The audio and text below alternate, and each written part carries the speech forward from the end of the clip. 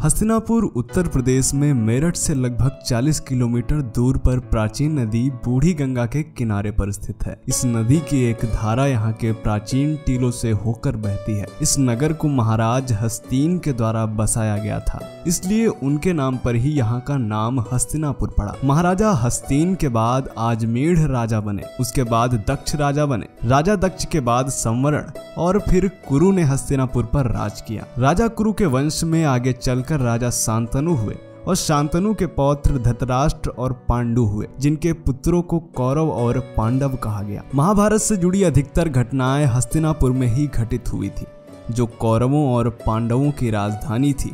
आज भी हस्तिनापुर में महाभारत काल से जुड़े अवशेष मौजूद हैं। नमस्कार, मेरा नाम है धीरेन्द्र और आप देख रहे हैं दी साइंटिफिक हिंदू। हस्तिनापुर में दफन पांडवों के विशाल किले के अवशेष मिले हैं। महाभारत काल के इस किले में 6 तल थे, जिनके अवशेष आज भी हस्तिनापुर में मौजूद हैं। पांडवों के किले के ये अवशेष ठीक प्रकार से देखभाल न होने के कारण अब नष्ट होने की कगार पर हैं। इस विशालकाय किले के अंदर महल, मंदिर और अन्य इमारतें थीं, जिनके अवशेषों को आज भी किले के खंडहरों में देखा जा सकता है। हस्तिनापुर में पांडव किले के पास में पांडेश्वर मंदिर आज भी विद्यमान है। पांडेश्वर महादेव मंदिर वही मंदिर है जहाँ पर पांडवों की रानी द्रौपदी पूजा किया करती थी। इस मंदिर में स्थित 5 पांडवों की मूर्तियां महाभारत कालीन बताई जाती हैं। इसका अंदाजा उसकी आकृति से लगाया जा सकता है। इस मंदिर में स्थित शिवलिंग प्राकृतिक है या शिवलिंग जलाभिषेक के कारण अब आधा रह गया है। इस मंदिर के परिसर में एक विशाल वट वृक्ष भी मौजूद है। उसी वृक्ष के नीचे श्रद्धालु दीपक जलाकर पूजा अर्चना करते हैं। इस मंदिर के पास प्राचीन शीतल जल का कुआं भी मौजूद है। यह पांडेश्वर महामंदिर देश में ही नहीं बल्कि विदेशों में भी प्रसिद्ध है। इस मंदिर के दर्शन करने के लिए श्रद्धालु दूर दूर से आते हैं। हस्तिनापुर में विदुर का किला भी बूढ़ी गंगा के किनारे स्थित है। यह किला लगभग 50 से 60 फीट ऊंचा है।